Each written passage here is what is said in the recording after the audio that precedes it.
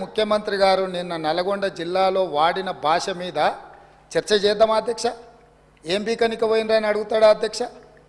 మాజీ ముఖ్యమంత్రిగా 10 ఏళ్ళు పనిచేసి, కేంద్ర మంత్రిగా పనిచేసి, రాష్ట్ర మంత్రిగా పనిచేసి, శాసనసభ్యుడిగా పనిచేసి, పార్లమెంటుగా పనిచేసి, గొప్పలు చెప్పుకొని జబ్బలు జరుచుకునే ఉద్యమకారుని అనేట ఆయన ప్రధాన ప్రతిపక్ష పార్టీ హోదాలో ఉండి ఒక రాష్ట్ర ముఖ్యమంత్రిని పట్టుకొని ఏం బీకనిక పోయినావు అని అడిగితే, రా ఇప్పటికే ప్రజల్ని ప్యాంట్ ఊడబిక్కురు, ఉన్న అంగి చొక్కా కూడా ఊడబిక్తాం. ఇప్పటికే తెలంగాణ ప్రజలు మొన్న జరిగిన ఎన్నికలలో మీ ప్యాంట్ ఊడబిక్కిరు. ఇవాళ ఆ ప్యాంటు ఊడవీకితే చెప్పుకునే దిక్కులేక బొక్కబోర్లో పడితే బొక్కలు ఇరిగినాయి మీకు. అయినా మీ బుద్ధి మారలేదు. ఒక ముఖ్యమంత్రిని పట్టుకొని ఏం బీకనిక పోయినావని అడుగుతారా అధ్యక్ష? ఇది పద్ధత?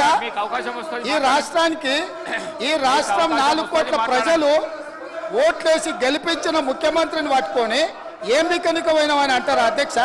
ఇదేనా తెలంగాణ సాంప్రదాయము? ఈరోజు నేను మళ్ళీ అడుగుతున్నా అధ్యక్ష, ఈరోజు మేడిగడ్డ మేడి పండులాక కుంగిపోతే మేడిగడ్డల నీళ్లు నింపడానికి అవకాశం ఉందా అధ్యక్ష? ఇవాళ మీరే సాగునీటి పారుదల శాఖ మంత్రులుగా పనిచేసారు కదా. చంద్రశేఖరరావు గారు, హరీష్ రావు గారు ఇద్దరు సాగునీటి పారుదల శాఖ మంత్రిగా పనిచేసారు కదా అధ్యక్ష. ఈరోజు వాళ్ళకే పెత్తనం ఇస్తాం, వాళ్ళనే చేయమని ఉండ్రి. ఈరోజు ఏ రకంగా మేడిగడ్డలో నీళ్లు నింపుతారో, మేడిగడ్డ నుంచి నీళ్ళు ఎత్తి అన్నారంలో పోస్తారో, అన్నారంలో నుంచి సుందీలలో ఎట్లా పోస్తారో బాధ్యత వాళ్ళని తీసుకోమని ఉన్నారు అధ్యక్ష. మొత్తం కుంగిపోయి కుప్పగూలిపోతుంటే ఈరోజు అక్కడ నీళ్లు నింపడానికి ఏమాత్రం అవకాశం లేక పూర్తిగా ప్రాజెక్టు దెబ్బతిని ఖర్చు పెట్టిన 94,000 కోట్ల రూపాయలు వృధా అయిపోయి ఈరోజు మొత్తం ప్రాజెక్టే దెబ్బతిన్న పరిస్థితుల్లో ఈరోజు ప్రజల దగ్గరికి వెళ్ళి సమాధానం చెప్పుకోలేక శాసనసభకు రావాల్సిన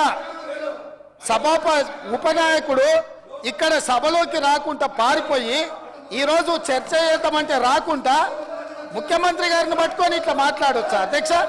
అందుకే నేను ఒకటే మాట అడుగుతున్నా, మీరు ఇవాళ చర్చకు సిద్ధమైతే పిలువండి. మీ పార్టీ నాయకుడిని, మీ సభాపక్ష నాయకుడిని చర్చ చేద్దాము. రేపు సాయంత్రం వరకైనా కాళేశ్వరం ప్రాజెక్టు మీద, గోదావరి జలాల మీద ఈ ప్రభుత్వం చర్చ చేయడానికి సిద్ధంగా ఉంది. పారిపోయి ఫామ్ హౌస్లో వండుకొని ప్రతిపక్షాలుగా బాధ్యత నుంచి తప్పించుకొని మీ అవినీతి బయటపడుతుందని, కాళేశ్వరంలో మీ దోపిడీలో జైలుకి వెళ్లాల్సి వస్తుందని కేసీఆర్ను చంపుతారా అంటారు. ఎవరికి అవసరం ఉంది అధ్యక్ష చంపాల్సిన అవసరం? సచిన పావును ఎవడైనా చంపుతారా అధ్యక్ష? మొన్నటి ఎన్నికలలో ప్రజలు ఆ పావును చేత్తో కాదు కట్టెతో కొట్టిరు అధ్యక్ష. ఆ పాము ఆల్రెడీ సచ్చింది. సచిన పావును చంపాల్సిన అవసరం మాకే ఉంది అధ్యక్ష.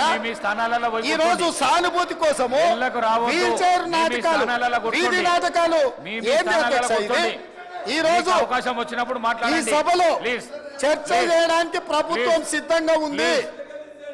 నిజాయితీ ఉంటే, మీరు అవినీతికి పాల్పడకపోతే, మీరు చెప్పినట్టు మేడిగడ్డలో 2, 3 పిల్లర్లు కుంగిపోతే దాని మీద తీసుకోవాల్సిన నిర్ణయాల మీద మాజీ ముఖ్యమంత్రి గారు చంద్రశేఖరరావు గారిని సభలోకి రమ్మనుండ్రి. చర్చ చేయడానికి ప్రభుత్వం సిద్ధంగా ఉంది. పారిపోయి అక్కడెక్కడో పోయి ఆడేదో ప్రగల్భాలేంది అధ్యక్ష? రమ్మనుండ్రి సభకు. వాస్తవాల మీద చర్చ చేస్తాం, మొత్తం ఇక్కడ పెడతాం. ఇవాళ ఆయన తప్పించుకుంటాడు, ఈయన వచ్చి ఈడ కొత్త మాటలు చెప్తాడు ఈడ.